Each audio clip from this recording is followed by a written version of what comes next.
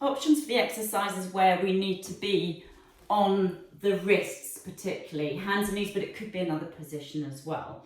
But often this is hands and knees. When we're in this position, this kind of angle can be a little bit kind of icky in the wrists. So if that's the case, a couple of things you can try. Firstly, without props, often we can walk the hands forwards a little bit to reduce that angle, okay, so it's not as acute. Now that doesn't work for all exercises, okay, press-ups for example are going to be harder like that because the hands are further away, but that might be an option. Another option would be to roll your mat up and basically do the same thing, so your wrist will be underneath your shoulder, but the angle is reduced a little bit, okay, so you can either roll up the mat or use a rolled up towel or something, same thing. Now what you don't want to be doing is bending into the fingers, okay, into the finger joints, so find the right kind of mix.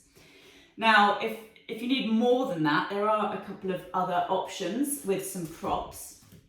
So you could use yoga blocks. There are in fact some yoga blocks with some sort of finger cutout shapes in them as well, which might work quite well.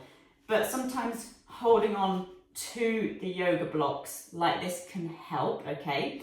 Again, it depends on what your injury or issue is, but sometimes that can help for the exercises. So for example, if we're doing press ups, okay? We still get quite an acute angle with that, but it may work for you. You can give it a go. Or there are actually some devices, some sort of U-shaped devices. I'm sorry I don't have one here, but actually they are shaped a little bit, not like a kettlebell. Actually, you could use a kettlebell, but this kind of U shape with just little feet on them usually. Okay, so you could use those, or dumbbells will do the same thing. Now, just if you've got the hex dumbbells, so the hexagon ones, they're better for this because they don't roll. Okay, if you're using ones with round that roll, just have something in place to stop them rolling, okay, because obviously that's not going to help either. But with this, you can see that the wrist angle, so I'm holding it like this, so I want to make sure that my arm is very much stacked above that, so I'm keeping this nice strong position, okay, so I'm not letting my wrist go side to side or backwards and forwards, so I'm very much pressing down through that wrist, gripping hold of that, and obviously I'm still balanced, so that can be quite a nice position as well for the wrists.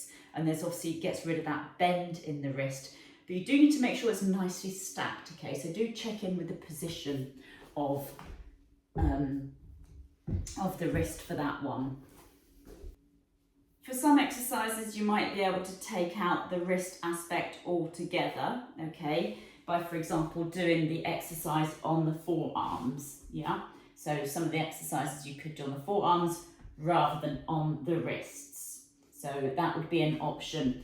Or completely taking out the loading, because if we're in this position, sort of perpendicular with the floor, that can put quite a lot of load. All our body weight is going through there. So actually using a chair, for example, might lower the load, reduce the load, okay? So yes, we've still got that same angle at the wrists, but there's not as much weight or load going through the wrist, so that might work.